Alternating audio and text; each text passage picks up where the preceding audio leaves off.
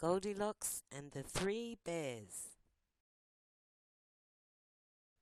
Once upon a time there was a little girl called Goldilocks.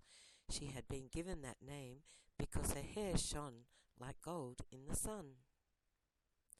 Her mother had warned her not to wander into the great forest, which lay close to their cottage, for fear she would get lost. But Goldilocks did not always do as she was told, and one day when she was bored with all her toys, she made sure her mother was not watching and ran quickly down the path into the great forest, certain that she would be able to find her way home.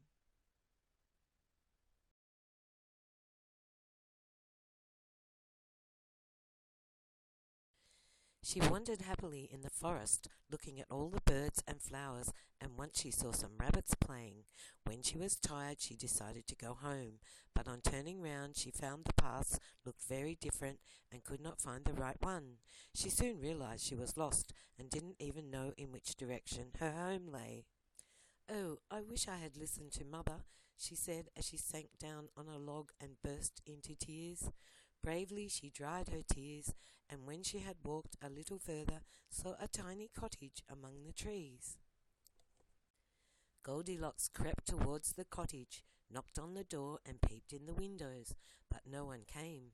She pushed the front door and it opened. What a pretty cottage, thought Goldilocks, and saw that there were 3 bowls of porridge on the table, a big one, a middle-sized one, and a small one. She was hungry by this time and tried the big bowl, but it was too hot. She tried the middle-sized bowl, but it was too cold.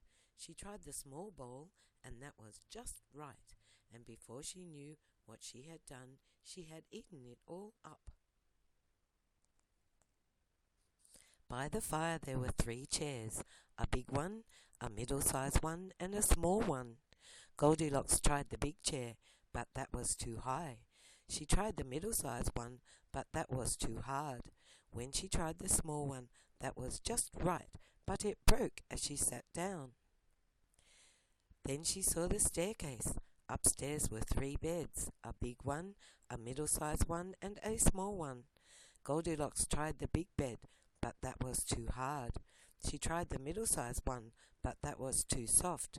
The small one was just right, and soon she was fast asleep.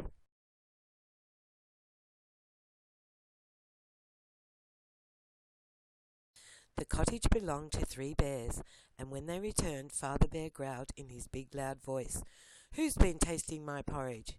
"Who's been tasting my porridge?" said Mother Bear in her soft, gentle voice.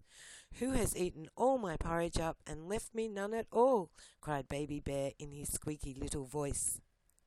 Then Father Bear saw his chair and growled in his big loud voice, "Who's been sitting in my chair?" "Who's been sitting in my chair?" said Mother Bear in her soft, gentle voice.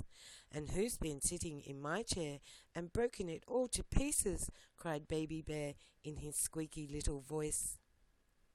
Father Bear said in his big loud voice, "Look, there are muddy footprints on the floor leading upstairs." So the 3 bears followed the footprints up the stairs.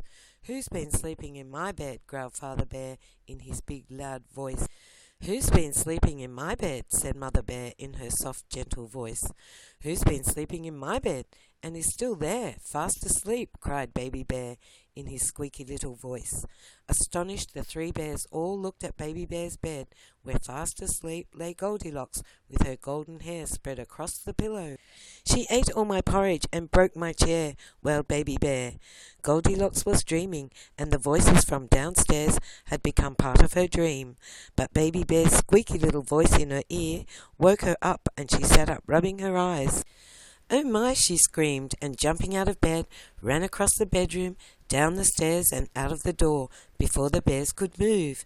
She ran and ran, down the path, across the clearing and into the woods, until she came to her own little cottage. Goldilocks never went wandering in the great forest again.